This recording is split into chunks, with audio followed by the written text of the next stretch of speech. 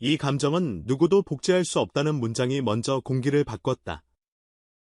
2025년 8월 한 시대를 만든 프로듀서 가 생방 인터뷰 도중 멈칫하며 남긴 고백은 그야말로 음악계를 뒤흔드는 시그널이었다. 수없이 많은 목소리를 들어왔지만 이런 감정은 단 한 번도 없었습니다. 조영수의 목소리는 단단했고 결심은 더 단단했다. 그는 말로만 찬사를 보내지 않았다.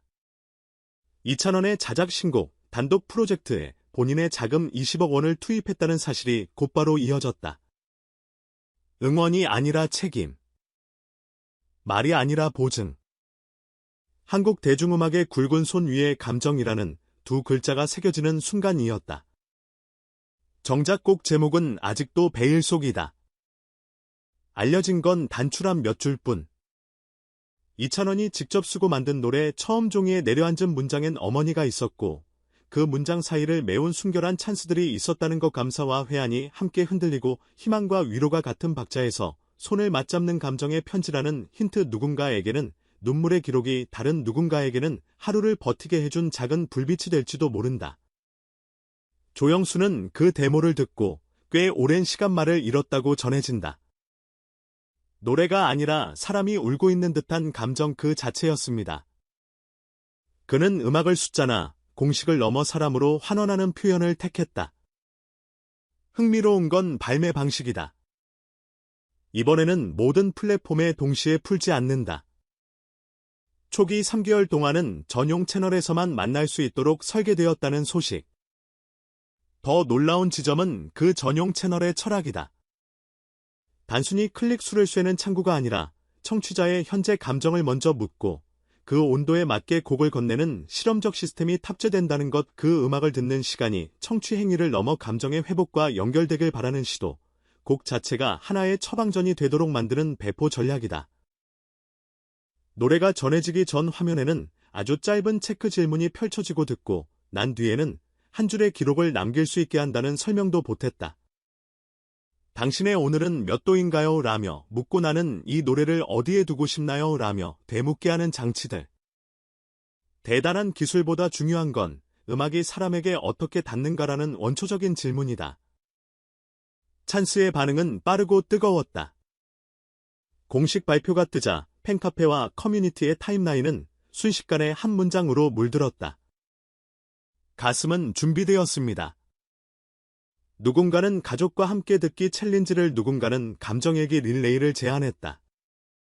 이 곡을 듣기 전 오늘의 마음을 한 줄 듣고 난 뒤 내일의 마음을 한 줄. 오프라인에서는 파란 리본을 손목에 묶고 발매 당일 잠시 휴대폰을 내려놓고 호흡을 맞추자는 작은 의식이 돌기 시작했다.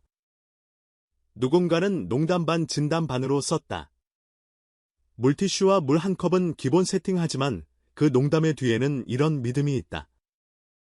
그의 노래는 단순한 감상이 아니라 마음의 위치를 바꾸는 힘을 갖고 있다는 믿음. 조영수의 20억은 그래서 더 이상 액수의 문제가 아니다. 그 돈이 상징하는 건 공감의 확신이다. 노래가 좋다를 넘어 사람이 변한다는 지점에 돈을 건 셈이니까. 연구자들도 같은 언어를 꺼낸다. 이찬원은 단지 발성이나 호흡 표현력을 넘어 감정을 비추는 거울로 받아들여진다고. 대중이 자신을 믿고 투영할 수 있는 지점이 그의 노래에 있고, 그래서 그의 신곡은 발매 전부터 이미 감정의 중심으로 취급된다고. 누군가의 하루를 정상으로 되돌리는 버튼이 스피커 옆에 놓이는 것과 비슷한 풍경. 이 이야기를 숫자와 데이터로만 해석하려는 시선도 있다. 독점 공개의 3개월, 충성 팬베이스에 최적화된 초기 수요. 이후 확장 배포로 시장을 이중 공략하는 구조. 하지만 이번에는 분명히 다르다. 플랫폼보다 중요한 건 의식이다. 출시 첫날 사람들은 플레이 버튼을 누르기 전에 한번 숨을 들이 재생이 끝나면 한 번 더 숨을 내쉴 것이다. 그리고 그 사이에 각자의 누군가를 떠올릴 것이다.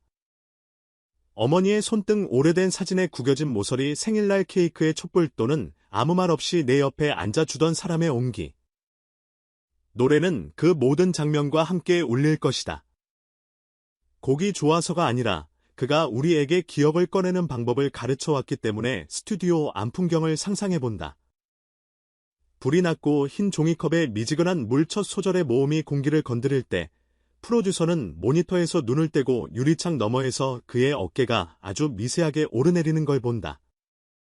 고음을 과시하지 않고 울음을 강조하지도 않는다. 대신 감정을 음폭으로 강요하지 않는 배치를 택한다. 힘을 주기보다 빼는 쪽으로, 설명을 늘리기보다 여백을 남기는 쪽으로, 그래서 더 크게 울린다. 대중음악이 가장 용감해지는 순간은 볼륨이 아니라 침묵의 질서를 알고 있을 때다. 그 질서를 그는 오래전부터 몸으로 배워왔다. 그동안 이찬원은 수많은 타인의 사연을 자기 호흡으로 옮겨왔다. 이번엔 그의 이야기다.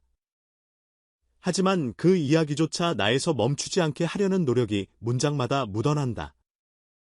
개인의 기억에서 출발했지만 많은 사람의 기억으로 이어지길 바란다.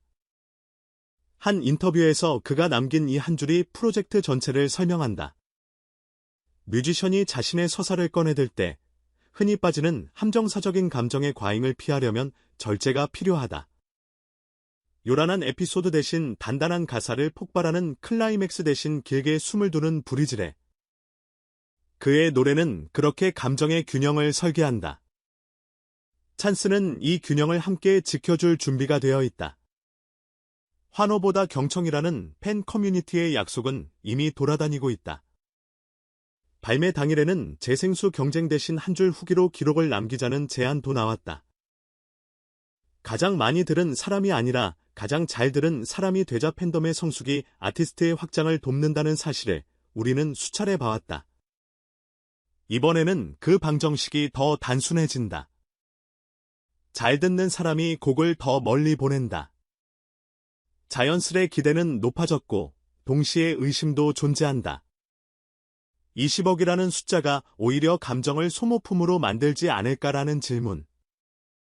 그러나 숫자와 소문을 잠재우는 건 결국 음악뿐이다. 그래서 이번 프로젝트의 비밀병기는 침묵을 견디는 자신감일 것이다. 과장을 덜고 맥락을 남기는 것, 듣는 동안 마음이 흔들리고 듣고 난 뒤 일상이 아주 조금 달라진다면 이미 답은 나온다. 노래는 스스로 증명한다. 조영수는 인터뷰 말미에 단 한 줄을 더 얹었다고 전해진다. 찬원이는 좋은 가수를 넘어서 사람을 바꾸는 사람입니다. 그가 새벽 5시마다 그 곡을 다시 튼다는 고백은 그래서 숫자 이상의 무게를 가진다. 음악을 시작할 때에 품었던 이유를 타인이 먼저 알고 있었다는 깨달음. 이 한 문장이야말로 이번 프로젝트를 설명하는 가장 정확한 메타포다. 한 사람의 노래가 다른 한 사람의 처음을 깨우는 장면? 그런 장면이 반복될수록 우리는 음악을 시장이 아니라 체온으로 말하게 된다. 이제 남은 건 시간이다. 4월의 마지막 주, 도시가 하루를 접고 조용히 숨을 고를 즈음 한 곡이 캄캄하게 내려앉을 것이다. 누구는 그 곡을 차 안에서, 누구는 부엌 조명 아래에서, 누구는 오래된 라디오 스피커로 맞이할 것이다. 그리고 아주 잠깐 우리 모두는 같은 온도의 침묵을 공유할 것이다. 눈물이 먼저일 수도, 미소가 먼저일 수도 있다. 중요한 건 순서가 아니라 도착이다. 그 목소리가 당신에게 닿는 순간 당신 안에 오래된 문이 아주 천천히 열린다면 그걸로 충분하다. 마지막으로 우리가 준비해야 할 건 어렵지 않다. 한 번의 깊은 숨, 한 줄의 기록, 한 사람, 그 세 가지면 된다. 숨을 들이쉬고 오늘의 마음을 한 줄로 적고 떠오르는 한 사람을 마음속으로 앉힌다. 그리고 재생. 노래가 끝나면 또 한 줄, 그렇게 당신의 하루에 아주 작은 편지가 쌓인다. 그 편지들이 모여 당신의 삶을, 우리의 시간을, 이 시대의 온도를 바꾼다. 이찬원은 그 변화를 노래라고 부르고 우리는 그 변화를 뒤로라고 부른다. 이름은 다르지만 본질은 같다. 감정의 온도를 되찾는 일, 곧 전율의 단독 버전이 세상에 나온다. 누군가는 무너질 준비를 하고 누군가는 일어설 준비를 한다. 어떤 준비든 괜찮다. 다만 한 가지만 기억하자. 이 감정은 누구도 흉내낼 수 없다. 그래서 우리는 기대하는 대신 믿어도 된다. 노래가 시작되면 나머지는 자연스럽게 따라온다.